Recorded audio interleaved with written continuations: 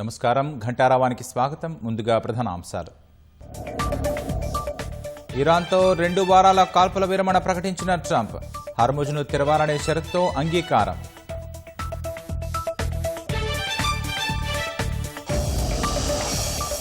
కాల్పుల విరమణ ప్రతిపాదనకు ఇరాన్ అంగీకారం. సాయుధ దళాల పర్యవేక్షణలో హర్ముజ్ మీదుగా రాకపోకలు.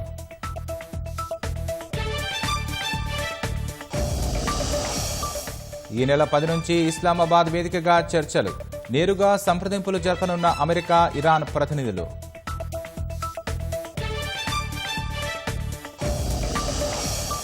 కాళేశ్వరం కమిషన్ నివేదికపై నేడు హైకోర్టు తీర్పు. జస్టిస్ ఘోష్ రిపోర్టు రద్దు చేయాలన్న కేసీఆర్ పిటిషన్పై నిర్ణయం.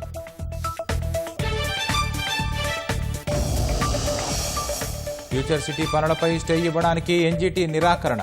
తగిన అనుమతులతో ముందుకెళతామన్న ప్రభుత్వ హామీకి అంగీకారం.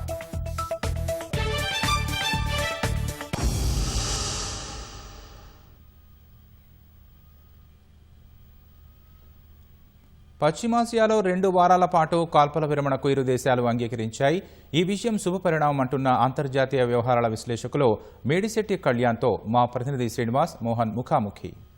ప్రపంచం ఊపిరి వెగబెట్టి చూస్తున్న వేళ ఒక చిన్న ఊరట, ఒక నాగరికత అంతం కాబోతోందని చెప్పి డొనాల్డ్ ట్రంప్ హెచ్చరించినటువంటి కొన్ని గంటల్లోనే 2 వారాల పాటు యుద్ధానికి తాత్కాలిక విరమణ ప్రకటించడం జరిగింది.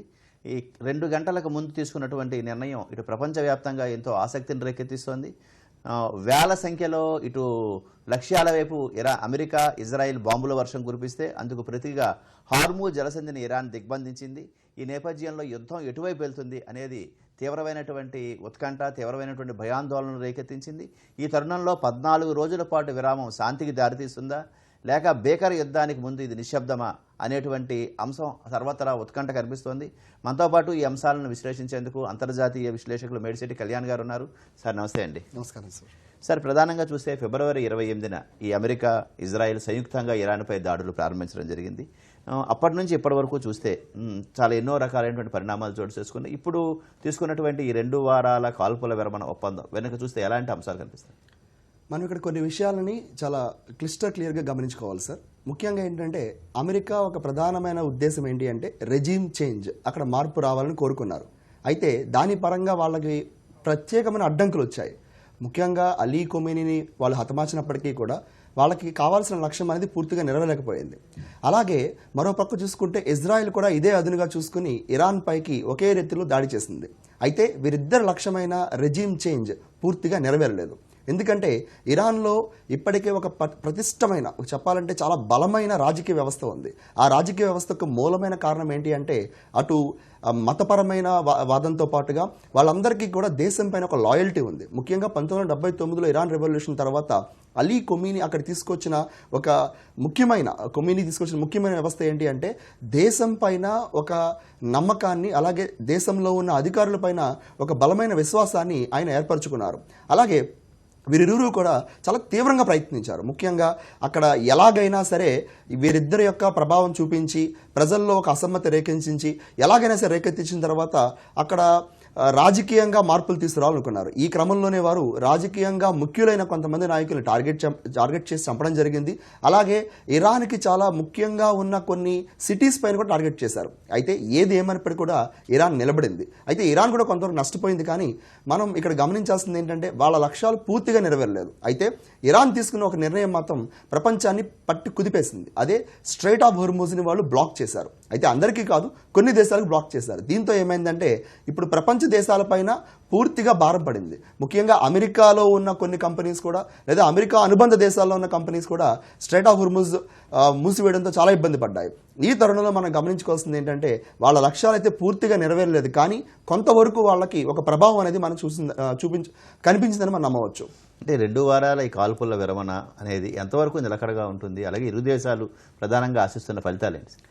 సార్, ఇక్కడ 2 వారాల విరమణను మనం చూస్తున్నాము. అయితే ఈ డీల్లో ఇజ్రాయెల్ ఇంకా ఉంటున్నట్టు కానీ ఉన్నామని కానీ చెప్పలేదు. అంటే ఇజ్రాయెల్ దాడులు ఆపుతుందా, లేదా ఇరాన్కి అనుబంధంగా ఉన్న లెబనాన్ పైన కానీ, లేకపోతే అటు ఇరాన్కి అనుబంధంగా పనిచేస్తున్న కొన్ని ప్రాక్సీస్ పైన కానీ ఇజ్రాయెల్ యుద్ధాన్ని ఆపుతుందా లేదనే విషయం పైన మనకి స్పష్టత లేదు. అయితే అమెరికా సైడ్ నుంచి మనకు అష్యూరెన్స్ వచ్చింది కాబట్టి కొంతవరకు ఇజ్రాయెల్ కూడా ఆగే అవకాశం కనిపిస్తుంది.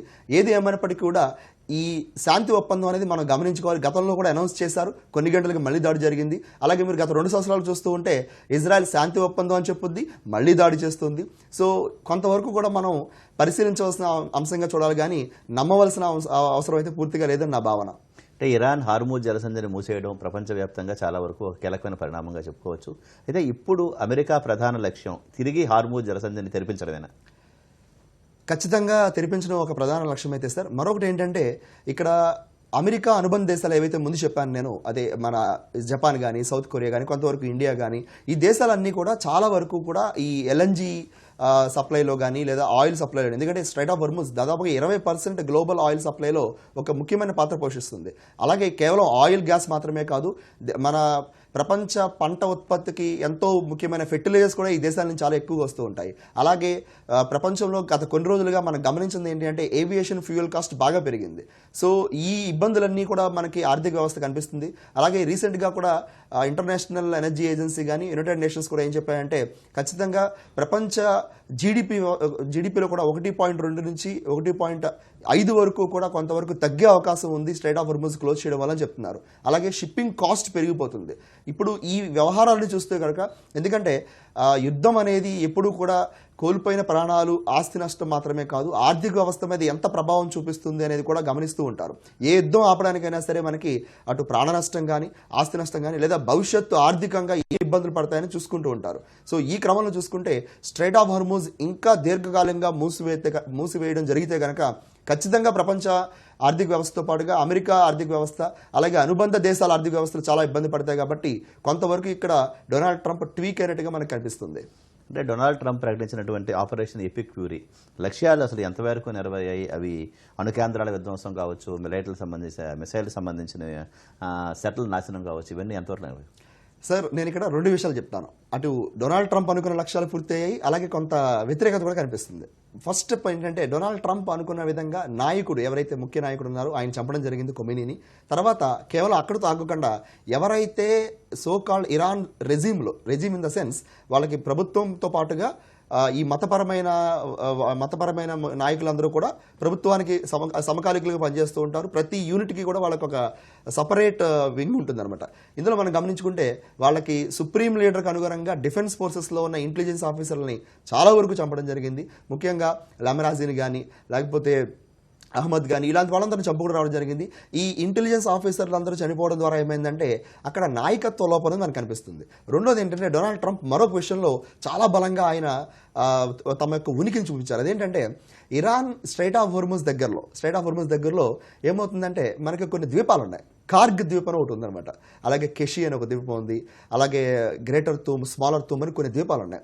ఈ ద్వీపాలపైకి ఆయన టార్గెట్ చేశారు. ఎంత క్లవర్గా అటాక్ చేశారంటే కార్గ్ ఐలాండ్ అనేది ఇరాన్కి సంబంధించిన 90% ఆయిల్ని ప్రపంచానికి ఎక్స్పోర్ట్ చేస్తుంది. ఒక్క అటాక్ చేయలేదు దానిపైన.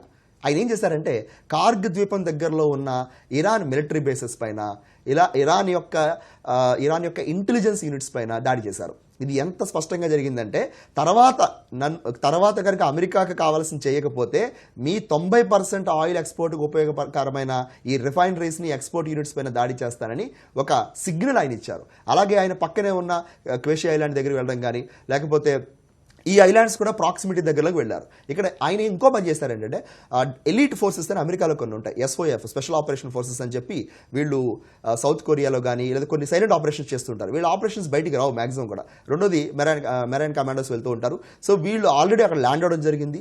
వీళ్ళు ఏం చేస్తున్నారంటే సైలెంట్గా ఇరాన్లో ఉన్న రెజీమ్కి వ్యతిరేకంగా ఉన్న కొన్ని ఫోర్సెస్తో మాటలు జరపడం మొదలుపెట్టారు. ఈ మాటలు జరపడం మొదలుపెట్టిన తర్వాత కూడా ఇరాన్కి కొంతవరకు సివిల్ వార్ వస్తుందేమో ఒక ఆలోచన మొదలైంది. అయితే ఇక్కడ మనం గమనించాల్సింది ఏంటంటే ఈ 2 విషయాల్లో అమెరికా రెండో విషయంలో అంటే ఇరాన్లో ఉన్న రెజీమ్కి వ్యతిరేకంగా ఉన్న శత్రువులపైన మాత్రం బలమైన ప్రభావం చూపించలేకపోయింది. నెగోషియేషన్స్ జరుగుతున్నాయి కానీ వాళ్ళెవరూ కూడా తీవ్రంగా అమెరికాకు సపోర్ట్ కింద రావడానికి ముందడుగు వేయలేదు. అయితే ఇంకో క్రమంలో ఏం జరిగిందంటే ఈ క్రమంలో చాలామంది అమాయకుల్ని, సామాన్యులు చంపడం జరిగింది.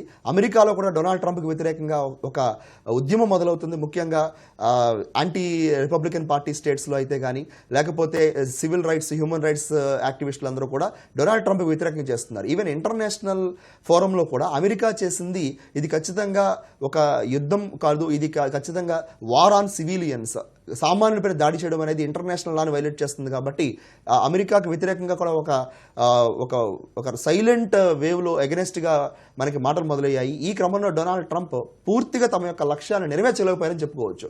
ముఖ్యంగా ఒకటి, ఆయన రెజ్యూమ్ చేంజ్ చేయలేకపోయారు. రెండు, పూర్తిగా ఇరాన్ని నిర్వీర్యం చేయలేకపోయారు. ఎందుకంటే ప్రతి డిఫెన్స్ పాయింట్ ఆఫ్ వ్యూలో కూడా ఇరాన్ డీసెంట్రలైజ్ యూనిట్స్ మెయింటైన్ చేస్తుంది. అందుకనే వాళ్ళు పూర్తిగా గెలవలేకపోయారని చెప్పవచ్చు. కాకపోతే కొంతవరకు ప్రభావం చూపించారని మాత్రం చెప్పుకోవచ్చు. అంటే ఇరాన్లో కొనసాగుతున్నటువంటి ప్రభుత్వ వ్యతిరేక నిరసనలు కావచ్చు, అక్కడ ఆర్థిక సంక్షోభం కావచ్చు, అవన్నీ ఆ దేశం తీసుకునే యుద్ధ నిర్ణయాలను ఏ మేరకు ప్రభావితం చేశారు? సార్, ఇక్కడ వాళ్ళ నిర్ణయం అనేది పూర్తిగా వ్యతిరేకించే వాళ్ళు ఉన్నారు. అయినప్పటికీ కూడా మనం గమనించాల్సింది ఏంటంటే ఇరాన్లో దేశానికి లాయల్టీ చాలా ఎక్కువ ఉంటుంది. వాళ్ళు ఆ మతానికి లేదా మత అనుబంధ విధానానికి చాలా వరకు లాయల్గా ఉంటారు. మీరు గమనిస్తే కనుక కొమీని ఆయన చనిపోయిన వెంటనే ఎంతమంది రోడ్ల మీదకి వచ్చారో మనం చూసాము. ఆయనే కాదు, మనం గమనించాల్సింది ఏంటంటే ఇరాన్కి వ్యతిరేకంగా ఆ దేశంలో ఎప్పటి నుంచో కూడా సివిల్ వార్ జరుగుతుంది. 2019-20 సమయంలో కూడా మనకి బుర్కాకి వ్యతిరేకంగా, హిజాబ్కి వ్యతిరేకంగా ధర్నాలు జరిగాయి. అంతకుముందు కూడా ఆర్థిక వ్యవస్థపై ధర్నాలు జరుగుతున్నాయి. కానీ అవి రెజీమ్ మీద ప్రభావం చూపించే లెవెల్లో లేవు. అలాగే మరొక విషయం మనం గమనించుకోవాలి, గత కొన్ని సంవత్సరాలుగా ఇరాన్ చాలా పెద్ద సమస్యలు చూస్తుంది. ఒకటి, అంతర్జాతీయ వ్యవహారాల్లో వారిపైన శాంక్షన్స్ ఉండడం వల్ల ఏమవుతుందంటే వాళ్ళు సరైన ఎక్స్పోర్ట్స్ చేయలేకపోతున్నారు. అలాగే మరొకటి ఏంటంటే వాళ్ళ దేశానికి సంబంధించిన క్రూడ్ ఆయిల్ కానీ ఇవన్నీ కూడా వేరే దేశాలు వెళ్ళలేకపోతున్నాయి. సప్లై, ముఖ్యంగా ఎసెన్షియల్ గూడ్స్ కూడా సప్లై తగ్గిపోయింది.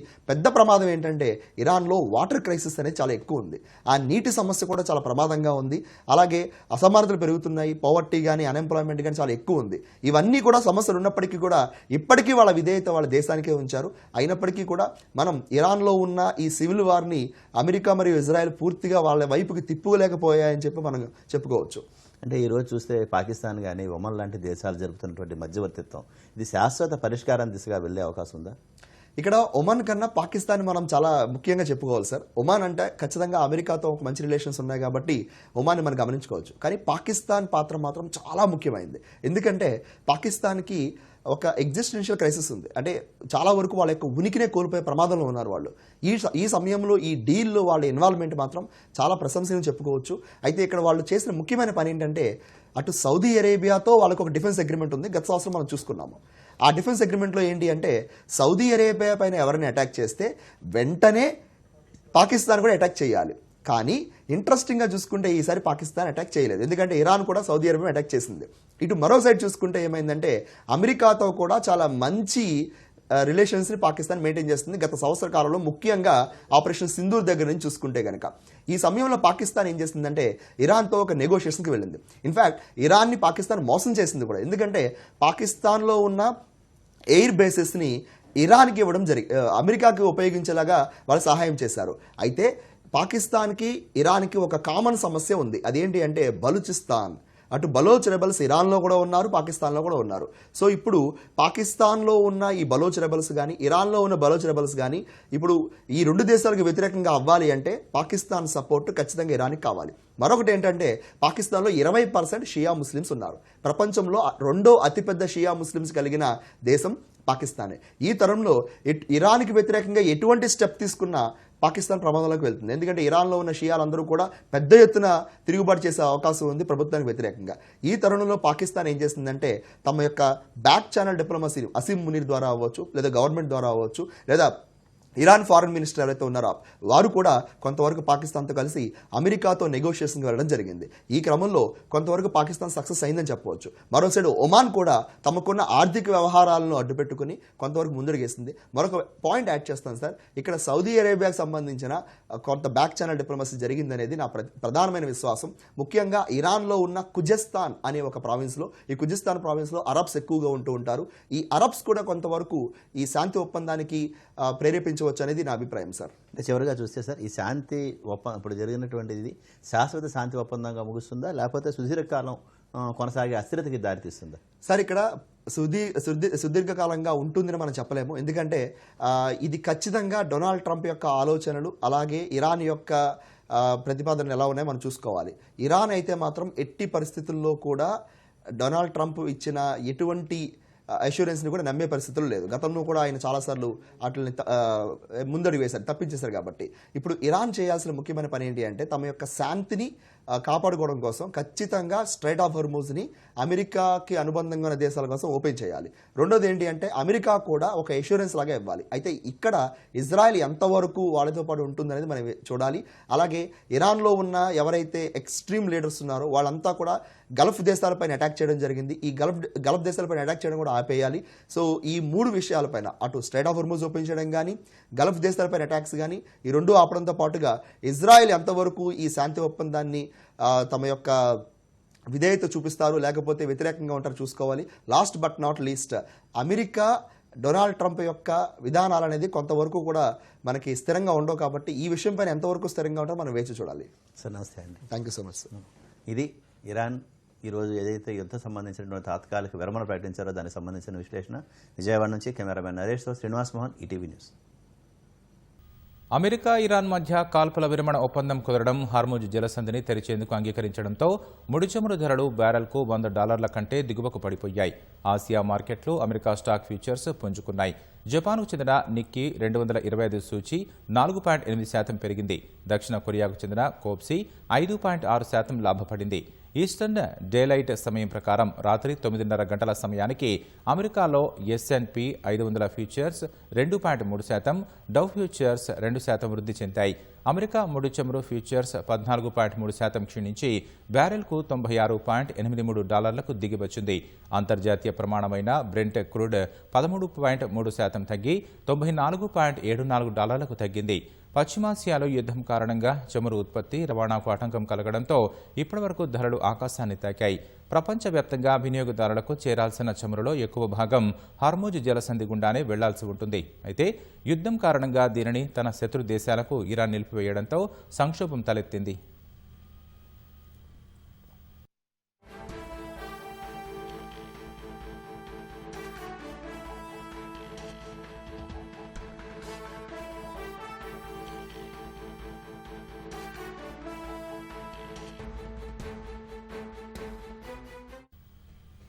ఇరాన్తో 2 వారాల పాటు ట్రంప్ కాల్పుల విరమణ ప్రకటించడం స్టాక్ మార్కెట్లపై సానుకూల ప్రభావం చూపుతోంది. ఈ ధోరణి ఎలా కొనసాగనుంది తదితర అంశాలపై స్టాక్ మార్కెట్ నిపుణులు డాక్టర్ అనిల్ బచ్చుతో మా ప్రతినిధి శ్రీకాంత్ ప్రత్యేక ముఖాముఖి ప్రత్యక్ష ప్రసారం ద్వారా చూద్దాం.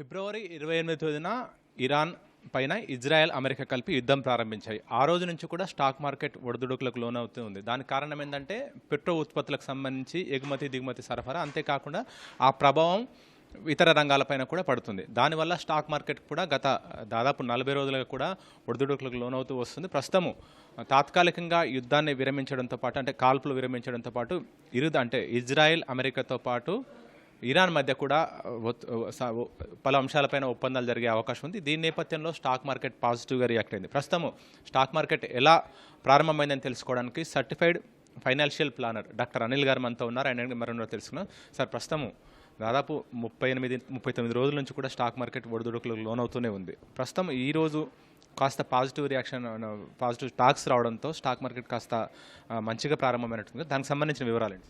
సో ఒకటి ఏంటంటే, ఇప్పుడు యుద్ధం మొదలయ్యాక 15 నుంచి 16% నిఫ్టీ కానీ సెన్సెక్స్ కానీ 2 పడిపోయాయి.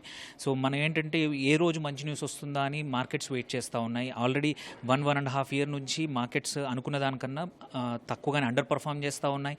ఎఫ్ఐఐస్ నియర్లీ ఒక్క లాస్ట్ మంత్లోనే మార్చ్లో 130,000 కోట్ల పైన వాళ్ళ స్టాక్ అమ్మేసుకొని వాళ్ళు తీసుకెళ్ళిపోయారు. ఇలాంటి పరిస్థితుల్లో ఏంటంటే ఇన్వెస్టర్స్ ఎవరైతే ఏదో ఒక మంచి న్యూస్ కోసం వెయిట్ చేస్తూ ఉన్నారు. అలాంటిది ఏం జరిగింది, నిన్న ఏదైతే చర్చలు ఒక 15 రోజులు యుద్ధానికి విరామం ఇచ్చి కొంచెం ఎటువంటి ఇబ్బందులు లేకుండా ఈ లోపల ప్రొలాంగ్డ్ ఒక ప్రాపర్ అగ్రిమెంట్కి వస్తామని నిన్న ఇరాన్, ఇటువైపు అమెరికా నుంచి కూడా సంకేతాలు వచ్చాయి. కాబట్టి మార్కెట్స్ ఒక ఇండియన్ మార్కెటే కాదు, నిన్న యుఎస్ మార్కెట్స్ కానీ ఇవాళ మార్నింగ్ ఓపెన్ అయిన జపనీస్ మార్కెట్లు కూడా 5 నుంచి 7% వరకు కూడా పెరిగాయి. సో అలాగే మన ఇండియన్ మార్కెట్లు కూడా ఇదే ట్రెండ్ కంటిన్యూ చేస్తూ ఇవాళ సెన్సెక్స్ ఒక 3.2%, ఇటు నిఫ్టీ కూడా 3.2% పెరిగి, నిఫ్టీ ఏమో 800 పాయింట్ల వరకు పెరిగింది ఆల్రెడీ. సెన్సెక్స్ వచ్చేసి 2000 పైన పాయింట్ల పాజిటివ్గా పెరిగింది. చాలా రోజుల నుంచి మనము ఈ నెగిటివ్గా చూస్తున్నాము. మళ్ళీ దగ్గర 24,000 దగ్గరికి నిఫ్టీ వచ్చిందనమాట. సో ఏంటంటే కొంచెం హోప్ అనేది కనబడుతూ ఉంది. సో ఇది హోప్. ఇంకొక మేజర్ రీజన్ ఏంటంటే నిన్న ఇది ఒప్పందం గురించి కొంచెం అనుకూలమైన చర్చల గురించి తెలిసాక క్రూడ్ ఆయిల్ ఏదైతే 114 నుంచి 120 మధ్యలో ట్రేడ్ అవుతా ఉందో అది 100కి కింద పడిపోయి నిన్న 92-90 దగ్గరికి వెళ్ళిపోయింది. ఇప్పుడు $96 దగ్గర ట్రేడ్ అవుతా ఉంది. సో అది కూడా ఒక మంచి సంకేతము. ఎందుకంటే హోర్ముజ్ సంధి ఏదైతే ఉందో జలసంధిని ఓపెన్ చేస్తే మాత్రమే మేము ఈ చర్చలకు ముందుకు వెళ్తామని అమెరికా కండిషన్ పెట్టింది. సో అది జరిగితే మాత్రం ఏంటంటే క్రూడ్ ఆయిల్ ఇంకా 80-82 దగ్గరికి వెళ్ళిపోవచ్చు. అప్పుడు మార్కెట్స్ ఇంకా పాజిటివ్గా రియాక్ట్ అయ్యి మళ్ళీ 24,000 పైన సెన్సెక్స్ అటు నిఫ్టీ కానీ మళ్ళీ 80,000 దగ్గరలో సెన్సెక్స్ వచ్చే అవకాశాలు ఉన్నాయండి. దాదాపు ఈ ఏడాది ఆరంభంలో అంటే జనవరిలో దాదాపు బీఎస్సీ సెన్సెక్స్ 86,000 దాకా ఉండింది. దాదాపు ఒక 2-3 నెలల వ్యవధిలో అంటే యుద్ధం ప్రారంభమయ్యాక దాదాపు 10,000 పాయింట్లకు పైగా పడిపోయి ఉంటుంది. ఈ 3 నెలల వ్యవధిలోనే దాదాపు 13-14,000 పాయింట్లకు పైగా బీఎస్సీ సెన్సెక్స్ పడిపోయింది. ఎందుకు సార్ ఇంత రియాక్ట్? యుద్ధము అంటే కేవలం చమురు ఆధారపడి ఇంతగా పడిపోవడానికి కారణాలు ఏంటి? ఎందుకంటే మిగతా రంగాలు కూడా ఉంటుంటాయి. చమురు అంటే పెట్రో ఉత్పత్తులు అంత ప్రభావం చూపిస్తాయి. తప్పకుండా. యాక్చువల్లీ ఏంటంటే 2 మేజర్ రీజన్స్. ఒకటి ఏంటంటే మనము ఇండియా వచ్చేసి 85% మన ముడి చమురు ఉత్పత్తులు ఏవైతే ఉన్నాయో మనం దిగుమతి చేసుకుంటాము. అది ముడి చమురే అనుకోండి, గ్యాసే అనుకోండి, అవన్నీ కూడా అందులో నియర్లీ 50% గల్ఫ్ ఏరియా నుంచే వస్తాయి, ఇక్కడ నుంచే. అండ్ ఎప్పుడైతే యుద్ధం మొదలైందో, ఈ హార్ముజ్ జలసంధి ఎప్పుడైతే క్లోజ్ అయిందో మన గ్యాస్ రిక్వైర్మెంట్ కానీ ఇటు చమురు కూడా మనకు సడన్గా ఇబ్బంది వచ్చింది అండ్ ప్రైజెస్ పెరిగాయి. సో ప్రపంచవ్యాప్తంగా బికాజ్ మనకేంటంటే మన ఎకానమీ మొత్తం 85% చమురు పైన డిపెండ్ అయింది కాబట్టి కంపల్సరీ ఇన్ఫ్లేషన్ భయాలనేది కంపల్సరీ మార్కెట్ చూసింది. అండ్ చమురు మనం వాడే పెట్రోల్ డీజిలే కాదు, ఈవెన్ కావాల్సిన ప్లాస్టిక్ కానీ ఇండస్ట్రీలో వాడే చాలా కెమికల్స్కి కూడా ముడి చమురే మేజర్ సోర్స్ అనమాట. సో దాని ప్రైస్ పెరిగిందంటే ఒక్క ఇండస్ట్రీ, ఒక కారు కానీ ఓన్లీ వీటికే కాదు, మొత్తం అన్ని ఇండస్ట్రీస్కి కూడా కాస్ట్ పెరుగుతూ ఉంటుంది. అలాంటప్పుడు ఆ భయాలతోటే మార్కెట్స్ అనేది ఈ యుద్ధం ఎన్ని రోజులు ఉంటుందో తెలియదు కాబట్టి ఈ కరెక్షన్ అనేది చూసాము. ఇది ఓన్లీ మనం ఒక్కరమే కాదు, ప్రపంచవ్యాప్తంగా ఇది అన్ని కంట్రీస్లో కూడా ఈ చమురు ప్రైస్ పెరగడం వల్ల ఇన్ఫ్లేషన్ పెరిగింది. అక్కడ కూడా భయాలు ఉండేది, జీడిపి కూడా ఎఫెక్ట్ అవుతుంది. ఎందుకంటే మన కేసులో కరెంట్ అకౌంట్ డెఫిసిట్ అనేది మొత్తం చమురు దిగుమతి పైనే ఎంత డాలర్లు ఉన్న దాన్ని బట్టే తేడా ఉంటుంది. సో లాస్ట్ ఇయర్ మనకు $60-65 రేంజ్లో ఉండింది కాబట్టి మన కరెంట్ అకౌంట్ డెఫిసిట్ అంత ఎక్కువ లేకుండింది. ఎప్పుడైతే 80 దాటుతుందో మనకు ఆల్రెడీ ఒక 1% వరకు జీడిపి ఎఫెక్ట్ అవుతుంది. సో అలాంటిది 80 నుంచి $120 వరకు వెళ్ళినప్పుడు కంపల్సరీ భయాలు ఉంటాయి మార్కెట్లో ఇన్వెస్టర్స్కి. అన్ని ఇండస్ట్రీస్ కూడా వాళ్ళ కాస్టింగ్ పెరిగిపోతూ ఉంటుంది, మ్యానుఫ్యాక్చరింగ్ కాస్ట్. అప్పుడు అది ఇన్వెస్టర్స్కి పాస్ ఆన్ చేస్తే వాళ్ళ సేల్స్ దెబ్బతింటాయి. ఆ భయాల వల్లనే మార్కెట్స్ అనేటివి కరెక్ట్ అయ్యాయి. ఇన్వెస్టర్స్ కూడా భయంతో అన్నీ అమ్మేసుకున్నారు. బట్ థ్యాంక్ఫుల్లీ ఏంటంటే ఇప్పుడు కొంచెం ఈ చర్చల గురించి ముందుకు వెళ్తోంది కాబట్టి మార్కెట్స్ మళ్ళీ మంచి రియాక్ట్ అవ్వచ్చు. అండ్ ఎస్పెషల్లీ ఏంటంటే మన ఇండియన్ కంపెనీస్ వచ్చేసి మన మార్చ్ క్వార్టర్ రిజల్ట్స్ ఏవైతే ఉన్నాయో ఆల్రెడీ అనౌన్స్ చేయడం మొదలుపెట్టాయి. మన జిఎస్టీ రేషనలైజేషన్ దీపావళి ఎప్పుడు జరిగాక అన్ని కంపెనీస్ సేల్స్ బాగా పర్ఫామ్ చేస్తున్నాయి. లాస్ట్ క్వార్టర్ రిజల్ట్స్ బాగా వస్తాయని ఆశ ఉండింది. సో అలాంటి టైంలో యుద్ధ వాతావరణం ఉండేసరికి కొంచెం భయంగా ఉండింది. బట్ ఇది విరమిస్తే మాత్రం ఆ రిజల్ట్స్ కూడా ఇన్వెస్టర్స్ పాజిటివ్గా తీసుకొని మార్కెట్స్ మళ్ళీ ముందుకు పరిగెడతాయి, అందరి ఇన్వెస్ట్మెంట్స్ కూడా సేవ్ అవుతాయని అనుకుంటారు. ప్రస్తుతము ఎఫ్ఐఐస్ కూడా చాలా విత్డ్రా చేశారు. ప్రస్తుతం ఈ గ్లోబల్గా కూడా అంటే మంచిగా సానుకూల పరిణామాలే. ప్రస్తుతం మళ్ళీ తిరిగి ఎఫ్ఐఐస్ మళ్ళీ మన భారత్ స్టాక్ మార్కెట్లో పెట్టుబడులు పెట్టే అవకాశం ఉంటుంది. ఎందుకంటే డిఐఎస్తో పోలిస్తే ఎఫ్ఐఐస్ వల్లనే కూడా ఎక్కువగా స్టాక్ మార్కెట్ పురోగతి ఉంటుంది. ప్రస్తుతం అది మళ్ళీ జరిగే అవకాశం ఉంటుందా? ఎందుకంటే ఇది టెంపరవరీ కదా, 15 days అని అన్నారు కదా, దాన్ని బట్టి ఎఫ్ఐఐస్ దాన్ని నమ్మి తిరిగి పెట్టుబడులు పెట్టే అవకాశం ఉంటుంది. ఎలా ఉండొచ్చు, రియాక్ట్ కావచ్చు? సో ఇప్పుడు ఒకటి ఏంటంటే ఈ యుద్ధ విరమణంతో ఎటువంటి ఎఫ్ఐఐస్ అంత తిరిగి రావడం కొంచెం టైం పట్టచ్చు. ఎందుకంటే ఎఫ్ఐఎస్ వెళ్ళిపోవడానికి మల్టిపుల్ కారణాలు ఉన్నాయి. ఇప్పుడు ఈ ఇబ్బందితో కన్నా ముందు కూడా ఏంటంటే ఒకటి మన రూపీ అనేది వీక్ అవుతా ఉంది డాలర్ కన్నా. సో వాళ్ళ రిటర్న్స్ ఏవైతే ఉన్నాయో మళ్ళీ వాళ్ళు తీసుకెళ్ళినప్పుడు డాలర్లో తీసుకెళ్ళాలి. సో అప్పుడు రూపీ ఒక 4-5% ఈ సంవత్సరం ఆల్రెడీ డిప్రిషియేట్ అయినప్పుడు వాళ్ళ యాక్చువల్ రిటర్న్స్ చాలా తగ్గిపోతున్నాయి అనమాట. సో ఆ భయంతో ఎఫ్ఐఎస్ ఎక్కువగా డబ్బులు తీసుకెళ్ళిపోతున్నారు. సో ఎఫ్ఐఎస్ మళ్ళీ రావాలి అంటే మాత్రం 2-3 థింగ్స్ జరగాలి. ఒకటి రూపీ స్టేబుల్ అవ్వాలి, సైమల్టేనియస్లీ ఈ మార్కెట్స్ కూడా రిటర్న్స్ జనరేట్ చేయాలి. అండ్ దాంతోపాటు ప్రభుత్వం ఏంటంటే ఒకటి మన క్యాపిటల్ గెయిన్స్ ఏదైతే ఉన్నాయో ఎఫ్ఐఎస్ మీద కూడా ఉన్నాయి, వాళ్ళకి వచ్చేదే రిటర్న్స్ తక్కువ లాస్ట్ 18 months నుంచి. ఆ రిటర్న్స్ మీద ఒకటి క్యాపిటల్ ఇటు రూపీ డిప్రిసియేషన్ అవుతోంది, ప్లస్ క్యాపిటల్ ట్యాక్స్ కూడా లాంగ్ టర్మ్ క్యాపిటల్ గెయిన్స్ కానీ అవి కూడా పడుతుంటే ఎఫెక్టివ్గా వాళ్ళ రిటర్న్స్ నిల్ టు నన్ అనమాట. సో ఆ భయాలతోటే 1,20,000 కోట్లు. ఈ మంత్ కూడా ఆల్రెడీ ఫస్ట్ 3-4 రోజుల్లో నియర్లీ 30,000 కోట్లు ఎఫ్ఐఐస్ ఆల్రెడీ డబ్బులు తీసుకెళ్లిపోయారు. సో ఇది మళ్ళీ రిటర్న్ కావాలంటే మాత్రం ఒక 3 నుంచి 6 నెలలు పడుతుంది. దానికి మేజర్ ఇంపార్టెంట్ థింగ్ ఏంటంటే రూపీ స్ట్రాంగ్ అవ్వడం. మళ్ళీ రూపీ అనేది 93 నుంచి ఇప్పుడు 93-94 దగ్గర ఉంది. మళ్ళీ 87-88కి వస్తే మళ్ళీ ఎఫ్ఐఐస్ తిరిగి వచ్చే అవకాశం ఉందండి. ఓకే సార్, ప్రధానంగా పెట్రోల్ ధరలు అంటే ముడి చమురు ధరలు బ్యారెల్ విపరీతంగా అంటే యుద్ధం ప్రారంభ సమయంలో దాదాపు $75, $70 నుంచి $75 ఉంది. యుద్ధం ప్రారంభమయ్యాక ఏకంగా $100 దాటి 110-120 దాకా కూడా వచ్చింది. అప్పుడు పెట్రోల్ డాలర్ బలపడి డాలర్ కూడా బలపడింది. ఆ తర్వాత రూపాయి క్షీణిస్తూ వస్తుంది. దానివల్ల బంగారం వెండి ధరలు కూడా అన్నీ తిరిగి క్షీణించాయి. ఎందుకంటే డాలర్ బలపడడంతో తిరిగి డాలర్ కొనుగోలు చేశారు అందరూ. ఎందుకంటే ఈ పెట్రోల్ దానివల్ల ఆ ప్రభావం వల్ల బంగారం వెండి ధరలు తగ్గాయి. ప్రస్తుతము ముడి చమురు బ్యారెల్ ధరలు తగ్గడం వల్ల తిరిగి పెట్రోల్ డాలర్ కూడా తగ్గుతుందా? ఒకవేళ తగ్గితే తిరిగి బంగారు వెండి ధరలు ఏ విధంగా ఉండే అవకాశం ఉంటుంది? ఈ ఇన్వెస్ట్మెంట్ చేసే వాళ్ళు ఎలాంటి జాగ్రత్తలు తీసుకుంటారు?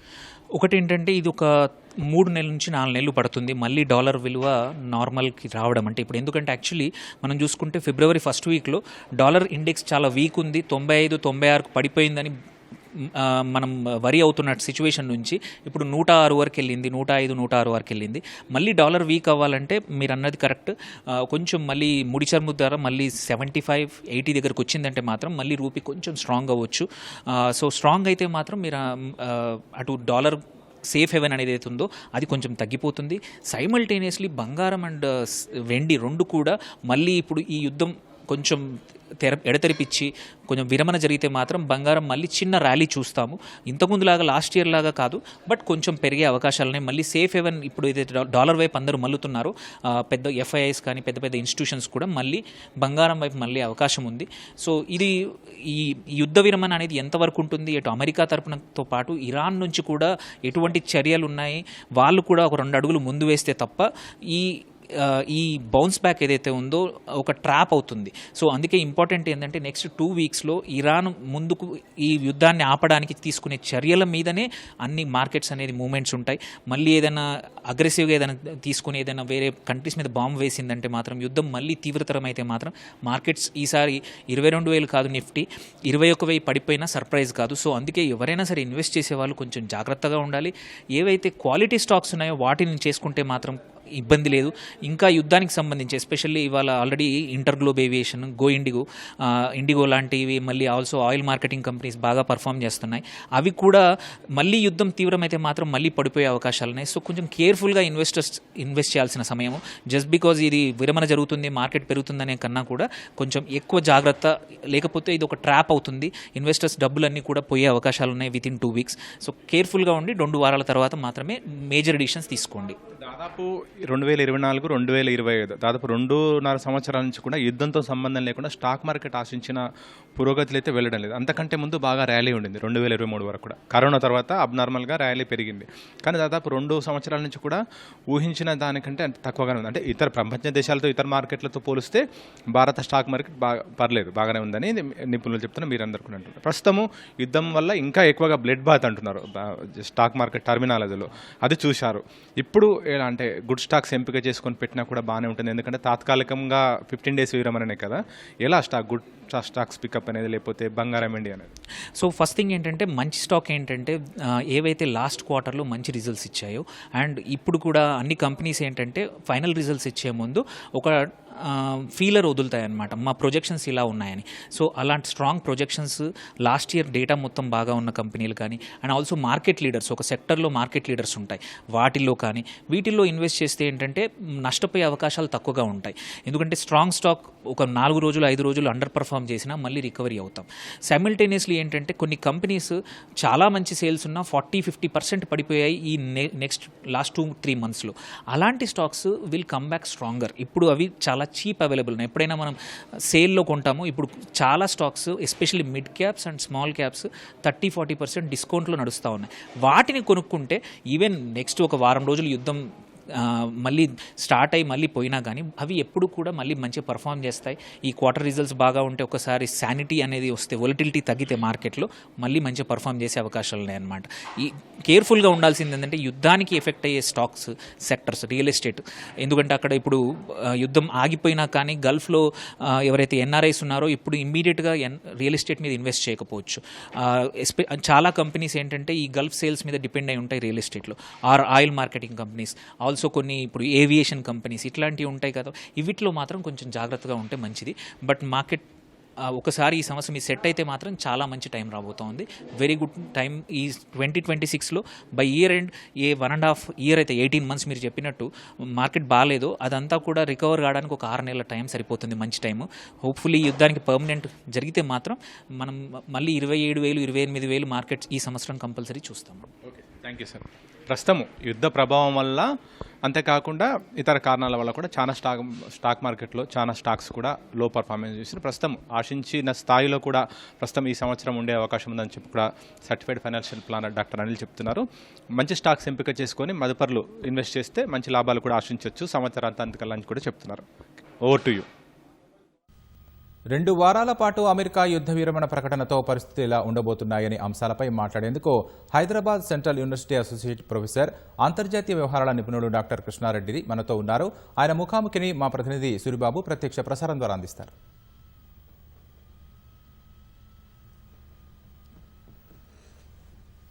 రైట్. పశ్చిమాసియాలో గత కొద్ది రోజులుగా అశాంతి నెలకొంది. అలాగే అక్కడ గందరగోళ పరిస్థితులు కూడా ఉన్నాయి. అయితే ఈ ప్రభావం ప్రపంచ దేశాలపై కూడా పడింది. అసలు ఆర్థిక వ్యవస్థ కూడా గందరగోళంగా ఉండే పరిస్థితి కూడా నెలకొంది. అయితే తాత్కాలికంగా కూడా 2 వారాల పాటు ఈ యుద్ధ కాల్పుల విరమణ ఒప్పందం జరిగినట్లు అమెరికా శ్వేత సౌధం ఒక ప్రకటనలో విడుదల చేసింది.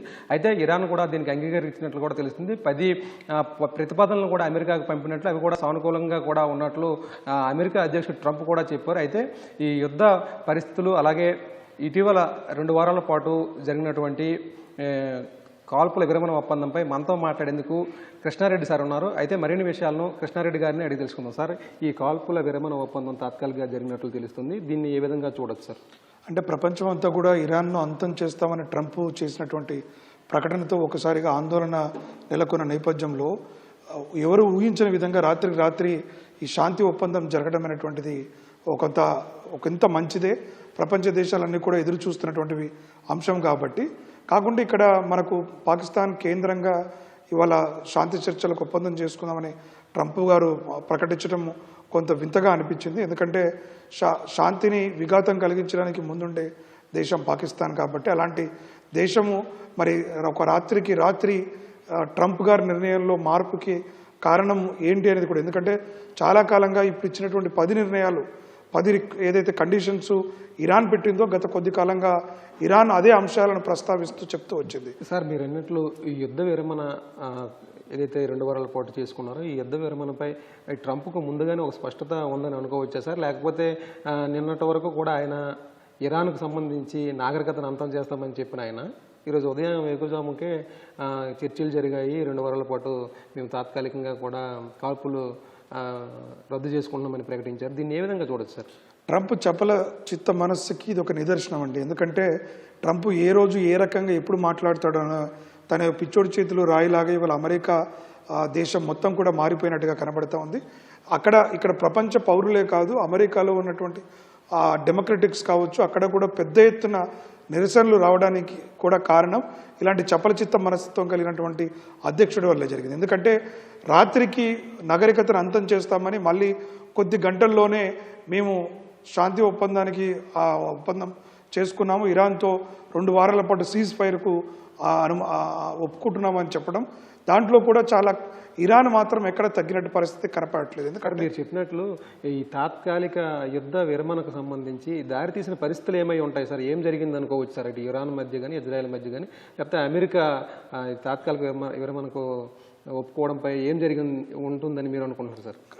ఖచ్చితంగా. ఎందుకంటే ఇవాళ ఇరాన్తో జరుగుతున్నటువంటి యుద్ధం ద్వారా ఇరాన్తో పాటుగా అమెరికా కూడా అనేక రకాల ఇబ్బందులకు గురవుతుంది. అక్కడ డెమోక్రటిక్లు కూడా ప్రపంచ దేశంలో ఎప్పుడూ లేని వింత ధోరణికి కారణం ట్రంపే అనేటువంటి వాదన బలంగా చేరడం, అమెరికాలో కూడా నిరసనలు ఆకాశాన్ని అంటడం, ఇవన్నీ కూడా అమెరికా పైన ఒత్తిడిని పెంచాయని మనం భావించవచ్చు. అంతేకాకుండా ఒకవేళ అమెరికా గనక ఇరాన్ను అంతం చేస్తే మిగతా దేశాలు కూడా అమెరికా పైన విరుచుకుపడే అవకాశం ఉంది. ఎందుకంటే ఒక సావర్నిటీ కలిగిన దేశం, సౌరభత్వం కలిగినటువంటి దేశం పైన ఏదో చిన్న కారణాలు, అణ్వాయుధాలు, అణు నిక్షేపాలను పెంచి పోషిస్తుందనో లేకుంటే చిన్న చిన్న కారణాలు చూపి ఆ దేశాన్ని అంతం చేయడం ఏదైతే ఉందో దాన్ని ఖచ్చితంగా కూడా ప్రపంచ దేశాలు ఆహ్వానించవు. కాబట్టి ఆ నేపథ్యంలోనే ఈ యొక్క ఒప్పందానికి అమెరికా స్వాగతించిందని మనం భావించవచ్చు. సార్, మీరు చెప్పినట్లు ఏదైనా నిల్వలు వాటిపైనే అమెరికా దృష్టి పెడుతున్నట్లు యురేనియం నిల్వలు ఇరాన్లో ఉన్నట్లు ప్రాథమికంగా సమాచారం ఉంది. అయితే సార్, ఈ యురేనియం నిల్వలను చేజెక్కించుకోవాలని అమెరికా భావిస్తుంది అనుకోవచ్చా, లేకపోతే యురేనియం నిల్వలను ఇరాన్లో ఉన్నటువంటి వాటిని ఇప్పటికే అది స్వాధీనం చేసుకుని తమ ఆధీనంలో తెచ్చుకుంది కాబట్టే తాత్కాలికంగా యుద్ధ విరమణ ఒప్పందం కుదుర్చుకుంది అనుకోవచ్చు సార్? దీనిపైన ఏంటి సార్ అభిప్రాయం? యురేనియంలో ప్రధానమైనటువంటిది అంటే ప్రపంచ దేశాలకు కనిపించని రీజన్స్ వేరే చెప్తున్నా ప్రధానంగా కనబడుతుంది. అమెరికా యురేనియంపై కన్నుపడి అక్కడ దాన్ని స్వాధీనం చేసుకొని తమ చెప్పు చేతుల్లో ఉంచుకోవాలి. ప్రపంచ దేశాలన్నిటి కూడా అమెరికాకు వ్యతిరేకంగా మాట్లాడితే వాటిపైన ఈ యుద్ధాన్ని ప్రకటించేటువంటి స్వభావము మేము చూపించే ప్రక్రియ జరిగింది.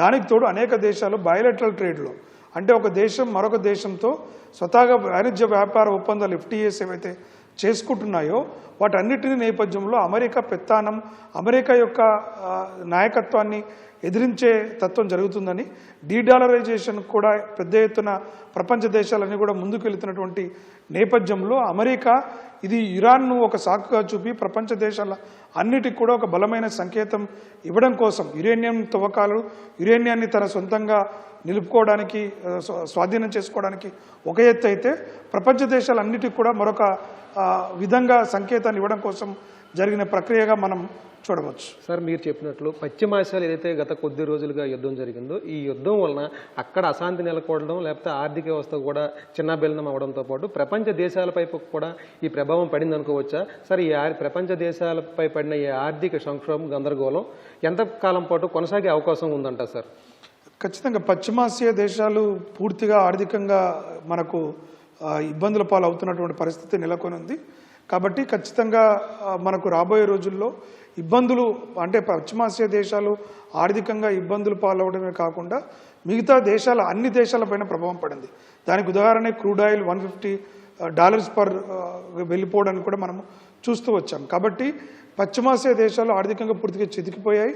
దానికోసమే ఇరాన్ కూడా నష్టపరిహారాన్ని అమెరికానే భరించాలని చెప్పింది. అమెరికా కూడా మూలిగే నక్కపై తాటిపండు పడ్డట్టు చెందిన మాదిరిగా అక్కడ నిరుద్యోగం ఉండి అమెరికా ఫస్ట్ అని నినాదాలతో తెర ముందుకు వచ్చిన ట్రంప్ ఇవాళ అమెరికాలో ఉద్యోగాల కొరతకు, అమెరికాలో ఆర్థికంగా యొక్క స్థిరత్వం లేకుండా ఉండడానికి కారణం ఆ ట్రంప్ నిర్ణయాలే కావస్తున్నాయి. కాబట్టి అమెరికా ఆర్థిక వ్యవస్థ చిన్నాభిన్నం అవుతున్న పరిస్థితి నెలకొన్నట్టు అమెరికా వైపు పశ్చిమాసియా దేశాలు రెండు దేశాలపై ఆర్థిక భారమే కాకుండా ప్రపంచ దేశాలన్నిటిపైన కూడా ఈ యొక్క యుద్ధ ప్రభావం గణనీయంగా పడనుంది. నిత్యావసర వస్తువుల ధరలు పెరగడం కావచ్చు, ఉద్యోగాల కొరత కావచ్చు, ఒకవైపు AI నుంచి వస్తున్న ఇబ్బందులు, మరోవైపు ఈ యుద్ధం వల్ల జరిగినటువంటి నష్టాలు ఖచ్చితంగా ప్రపంచం ఎదుర్కోవాల్సినటువంటి అవసరం కనబడతాం. సార్, చివరిగా అమెరికా ఏ లక్ష్యాల కోసం యుద్ధం చేసింది అనుకోవచ్చు సార్? ఆ లక్ష్యాలు అమెరికా నెరవేర్చుకుందని భావించవచ్చా సార్? అమెరికా యురేనియాన్ని ఇరాన్ నుంచి యురేనియాన్ని సంపాదించుకోవాలనే ఏకైక లక్ష్యంగానే ఇరాన్ పైన దాడి చేయడం జరిగింది. దానికి సాకుగా ప్రపంచ దేశాలకు చూపింది ఏంటంటే అణుపరీక్షలు చేస్తున్నారు, అణుపరీక్షలు చేయడానికి అమెరికా ఎట్టి పరిస్థితుల్లో ఒప్పుకోదనేటువంటి విషయాన్ని తీసుకొచ్చినప్పటికి కూడా ఇవాళ జరిగిన మొత్తం ఎపిసోడ్లో అమెరికా ఎక్కడ కూడా విజయం సాధించినట్టుగా లేదు. ఇరాన్ లాంటి ఒక చిన్న దేశం ఎదురొడ్డి గత 3 వారాలకు పైగా దాదాపుగా నెల రోజులు కావస్తున్న యుద్ధాన్ని భీకరంగా ఎదుర్కొంటున్న పరిస్థితి, అమెరికా యుద్ధ విమానాలను, క్షిపణులను సైతం ఎదుర్కొంటున్నటువంటి తీరు చూసినప్పుడు ఖచ్చితంగా అమెరికాకు నష్టమే జరిగింది. అమెరికా ఆశించిన ఫలితం ఏ మేరకు రాలేదనే మనం చూడవచ్చు. ఎందుకంటే అమెరికా ఎట్టి పరిస్థితుల్లో మేము ఇరాన్ పైన పెత్తనం చెలాయించాలని కోరుకున్నది, అది సాధ్యం కాలేదు. ఇరాను కొంతమేరకు చిన్న దేశమైనా తన యొక్క స్థిరత్వాన్ని, తన యొక్క పట్టుదలను నిరూపించిందని చెప్పవచ్చు. ధన్యవాదాలు సార్. ఇది కృష్ణారెడ్డి గారు సార్ చెబుతుంది. అయితే గత కొద్ది రోజులుగా పశ్చిమాసియాలో నెలకొన్న ఈ యుద్ధ పరిస్థితులు 2 వారాల పాటు ఏదైతే కాల్పుల విరమణ ఒప్పందం అమెరికా ఇరాన్తో కూర్చుకుందో మంచి పరిణామని ఆయన చెబుతున్నారు. అయితే చాలా నష్టం ఇప్పటికే జరిగిందని, అయితే ఇరాన్లో ఉన్నటువంటి యురేనియం నిల్వల కోసమే అమెరికా ఈ దాడులకు యుద్ధంకు తెరబడిందని ఆయన అభిప్రాయపడుతున్నారు. వీడియో జర్నలిస్టు రమేష్తో Suribabu, ETV news, Hyderabad. Justice PC Ghosh commission నివేదికపై హైకోర్టు ఇవాళ తీర్పు వెలువరించనుంది. మార్చి 12న ఇరువైపులా వాదనలు ముగియడంతో హైకోర్టు తీర్పును రిజర్వ్ చేసింది. కాళేశ్వరం ప్రాజెక్టులోని ఆనకట్టల నిర్మాణం, నాణ్యత, నిధుల ఖర్చు వంటి అంశాలపై జస్టిస్ పీసీ ఘోష్ కమిషన్ విచారణ నిర్వహించింది. మాజీ సీఎం కేసీఆర్, అప్పటి నీటిపారుదల శాఖ మంత్రి హరీష్ రావు, ఆర్థిక మంత్రి ఈటల రాజేందర్తో పాటు మాజీ సీఎస్లు, నీటిపారుదల శాఖ ఉన్నతాధికారులను జస్టిస్ పీసీ ఘోష్ కమిషన్ ప్రశ్నించింది. విచారణ ఆధారంగా నివేదికను రూపొందించి ప్రభుత్వానికి అందజేసింది. ఈ నివేదిక పక్షపాతంగా ఉందని రద్దు చేయాలంటూ కేసీఆర్, హరీష్ రావు, స్మితా సబర్వాల్, ఎస్కే జోషి వేర్వేరుగా పిటిషన్లు దాఖలు చేశారు. జస్టిస్ పీసీ ఘోష్ కమిషన్ జారీ చేసిన నోటీసులు చట్టవిరుద్ధంగా ఉన్నాయని పిటిషనర్ల తరపు న్యాయవాదులు వాదించారు. మేడిగడ్డలోని ఒక పిల్లర్ కుంగిపోతే మొత్తం ప్రాజెక్టు దెబ్బతిన్నట్లు చూపించి కేసీఆర్, హరీష్ రావులను రాజకీయంగా దెబ్బతీయాలనే కుట్రతోనే కమిషన్ నివేదికను ఉపయోగించుకున్నారన్నారు. ప్రజాధనం నిరుపయోగమైనందునే జస్టిస్ పీసీ ఘోష్ కమిషన్ను ఏర్పాటు చేశారని ప్రభుత్వం తరపు న్యాయవాదులు అభిషేక్ సింఘ్వి, ఏజీ సుదర్శన్ రెడ్డి కోర్టుకు తెలిపారు. ఎన్డీఎస్ఏ నివేదిక సైతం కాళేశ్వరం ప్రాజెక్టు నిర్మాణాన్ని తప్పుపట్టిందన్నారు. మంత్రి మండలి అనుమతులు లేకుండా ప్రాజెక్టుల డిజైన్ రూపొందించారని, నిధులు సైతం ఇష్టారీతిగా మంజూరు చేశారన్నారు. వేల కోట్ల ప్రజాధనం వృధా అయిందని వాదించారు. ఇరువైపులా వాదనలు ముగియడంతో హైకోర్టు తీర్పును రిజర్వ్ చేసింది. ఇవాళ తీర్పును వెలువరించనుంది. ప్రభుత్వం ప్రతిష్టాత్మకంగా భావిస్తున్న ఫ్యూచర్ సిటీ పనులపై స్టే ఇవ్వడానికి జాతీయ హరిత ట్రిబ్యునల్ చెన్నై బెంచ్ నిరాకరించింది. ఫ్యూచర్ సిటీ డెవలప్మెంట్ అథారిటీ కేంద్ర ప్రభుత్వానికి నోటీసులు జారీ చేసింది. ఫోర్త్ సిటీ పేరుతో పర్యావరణ అనుమతులు లేకుండా పనులు చేపడుతున్నారంటూ దాఖలైన పిటిషన్పై ఎన్జీటీ జ్యుడిషియల్ సభ్యులు జస్టిస్ పుష్ప సత్యనారాయణ, సాంకేతిక సభ్యులు డాక్టర్ ప్రశాంత్ గార్గవ్లతో కూడిన ధర్మాసనం విచారణ చేపట్టింది. ఎఫ్సీడీఏ ఎలాంటి అనుమతులు తీసుకోకుండానే టెండర్లు పిలుస్తోందని పిటిషనర్ వాదించారు. పనులు చేపట్టకుండా మధ్యంతర ఉత్తర్వులు ఇవ్వాలని కోరారు. ప్రాజెక్టు ప్రస్తుతం ప్రాథమిక దశలో ఉందని, ఇంకా ఎలాంటి పనులు చేపట్టడం లేదని అదనపు అడ్వకేట్ జనరల్ ఏఏజీ తెలిపారు. చట్ట ప్రకారం తగిన అనుమతులు తీసుకున్నాకే పనులు చేపడతామని చెప్పారు. ఏఏజీ హామీతో ఎలాంటి మధ్యంతర ఉత్తర్వులు అవసరం లేదన్న ట్రిబ్యునల్ తదుపరి విచారణను జూన్ 9వ తేదీకి వాయిదా వేసింది. జీహెచ్ఎంసీతో సమానంగా సైబరాబాద్ మున్సిపల్ కార్పొరేషన్లో పనిచేస్తున్న పారిశుధ్య కార్మికుల వేతనాల పెంపునకు సీఎంసీ స్టాండింగ్ కమిటీ ఆమోదం తెలిపింది. ప్రత్యేక అధికారి జయేష్ రంజన్, కమిషనర్ సృజనన్ ఆధ్వర్యంలో జరిగిన సీఎంసీ 2వ స్టాండింగ్ కమిటీ సమావేశంలో పలు కీలక నిర్ణయాలు తీసుకున్నారు. 15 ఎజెండా అంశాలు, 3 అదనపు అంశాలపై చర్చించి ఆమోదం తెలిపారు. అందులో భాగంగా సైబరాబాద్ మున్సిపల్ కార్పొరేషన్ కమిషనర్తో పాటు జోనల్ అధికారులు, శాఖాధిపతుల కోసం కొత్తగా ఎలక్ట్రిక్ వాహనాలను కొనుగోలు చేయాలని నిర్ణయించారు. మెరుగైన పాలన కోసం అదనపు కమిషనర్కు పరిపాలనా అధికారాల బాధ్యతలను అప్పగిస్తూ స్టాండింగ్ కమిటీ ఆమోదం తెలిపింది. ప్రగతి నగర్లో రామోజీ ఫౌండేషన్ ఆధ్వర్యంలో దాశరథి కృష్ణమాచార్యుల పార్క్ అభివృద్ధి, నిర్వహణకు సీఎంసీ స్టాండింగ్ కమిటీ అంగీకరించింది. అలాగే శేరిలింగంపల్లిలోని కుడికుంట చెరువు నిర్వహణ బాధ్యతలను కేఎల్పీసీ సంస్థకు అప్పగిస్తూ స్టాండింగ్ కమిటీ సమావేశంలో కమిషనర్ సృజన, ప్రత్యేక అధికారి జయేష్ రంజన్ నిర్ణయం తీసుకున్నారు. కేంద్రంలో కాంగ్రెస్ అధికారంలోకి వచ్చిన 3 నెలల్లో పాలమూరు రంగారెడ్డి ఎత్తిపోతల పథకానికి జాతీయ హోదా తెచ్చుకుంటామని పీసీసీ అధ్యక్షుడు మహేష్ కుమార్ గౌడ్ అన్నారు. మహబూబ్ నగర్, నాగర్ కర్నూలులో జరిగిన డీసీసీ కార్యవర్గ సమావేశంలో ఆయన ముఖ్య అతిథిగా హాజరయ్యారు. కొత్తగా నియామకమైన కార్యవర్గ సభ్యులతో ప్రమాణ స్వీకారం చేయించారు. రేవంత్ రెడ్డి సారథ్యంలోని ప్రజా ప్రభుత్వాన్ని బద్నాం చేసేలా బీఆర్ఎస్ ప్రయత్నాలు చేస్తోందని మహేష్ కుమార్ గౌడ్ ఆక్షేపించారు. కాంగ్రెస్ పాలనలోని అభివృద్ధి, సంక్షేమాన్ని ప్రజల్లోకి తీసుకెళ్లాల్సిన బాధ్యత డీసీసీ సభ్యులపై ఉందని పిలుపునిచ్చారు. బీజేపీ, బీఆర్ఎస్ పార్టీలు కలిసి వచ్చినా విజయం కాంగ్రెస్దేనని ధీమా వ్యక్తం చేశారు. కేంద్ర ప్రభుత్వం బీసీలను అణచివేయాలనే ధోరణితో పార్లమెంటులో మహిళా బిల్లు తెస్తోందని మండలిలో ప్రతిపక్ష నేత మధుసూదనాచారి ఆరోపించారు. ఆ బిల్లుకు వ్యతిరేకంగా బీసీలందరూ సంఘటితం కావాల్సిన అవసరం ఉందని ఆయన పిలుపునిచ్చారు. బీసీ జేఏసీ ఆధ్వర్యంలో మహిళా బిల్లు, బీసీ మహిళలకు సబ్కోటా కల్పించాలంటూ బీసీ సంఘాల నేతలు గళమెత్తారు. చలో ఢిల్లీ కార్యక్రమానికి భారీగా తరలిరావాలని BC JAC chairman Jajula Srinivas Goud కోరారు. బీసీ మహిళా సబ్కోటా బిల్లు సాధనకు అవసరమైతే పార్లమెంటును ముట్టడిస్తామని స్పష్టం చేశారు. హైదరాబాద్లోని మైలార్దేవిపల్లి పిఎస్ పరిధిలో అక్రమంగా నిర్వహిస్తున్న ఆహార పదార్థాల తయారీ కేంద్రంపై హెచ్ఫాస్ట్ అధికారులు దాడులు నిర్వహించారు. నాణ్యత లేని ప్రమాదకర రసాయనాలతో ఉత్పత్తులు తయారు చేస్తున్నట్లు అధికారులు గుర్తించారు. తనిఖీల్లో భాగంగా భారీ ఎత్తున ముడి పదార్థాలు, ఇతర సామాగ్రి స్వాధీనం చేసుకున్నారు. అనంతరం గోదాంను సీజ్ చేసి సంబంధిత వ్యక్తులపై కేసు నమోదు చేసినట్లు అధికారులు వెల్లడించారు.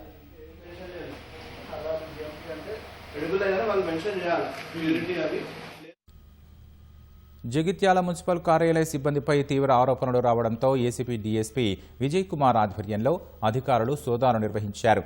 మంగళవారం ఉదయం నుంచి రాత్రి వరకు కొనసాగిన ఈ తనిఖీల్లో అనేక లోపాలు ఉన్నట్లు విచారణలో వెల్లడైంది. 14 మంది అధికారులతో అన్ని విభాగాలు విస్తృత సోదాలు నిర్వహించారు. 5 ఏళ్లుగా 4 ఆటోలు, 1 ట్రాక్టర్ ఆచూకీ లేదని, చెత్త వాహనాల్లోనూ అవకతవకలు కనిపించాయన్నారు. చాలా రికార్డులు సరిగా లేవని, పూర్తి విచారణ జరిపి ప్రభుత్వానికి నివేదిస్తామని ఏసీబీ ఇన్స్పెక్టర్ చంద్ర తెలిపారు.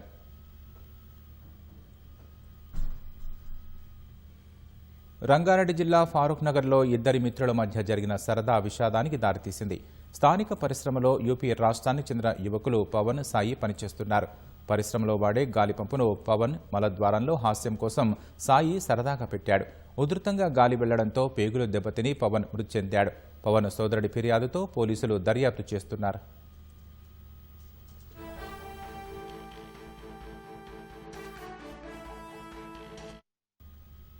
ప్రస్తుత పోటీ ప్రపంచంలో ఆరోగ్యంపై దృష్టి సారించకపోవడం వల్లే ఎక్కువ మంది అనారోగ్య సమస్యల బారిన పడుతున్నారని డాక్టర్ సుబ్రహ్మణ్యం పేర్కొన్నారు.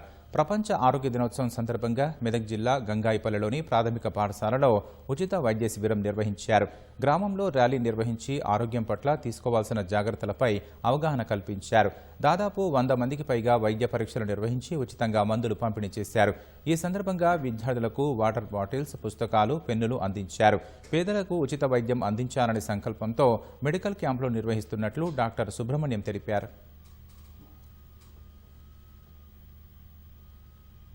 నేటి డిజిటల్ యుగంలో ఎటువంటి చలనం లేదు, ఎక్కడిదక్కడ ఇదైపోయింది. ఆహారాల అలవాట్లు ఏ విధంగా సమతుల్య ఆహారం తీసుకోకపోవడము, అన్ని చెడు అలవాట్లకు ఎక్కువ దూరం అవ్వడము, రోజు మనం వ్యాయామం చేయకపోవడం వల్ల మన శరీరంలో బరువు, ఉబ్బకాయం పెరుగుతుంది. ఉబ్బకాయంతో షుగర్ వస్తుంది, బీపీ వస్తుంది, క్యాన్సర్ వస్తుంది, పక్షవాతం, ఎన్నో రకాలు.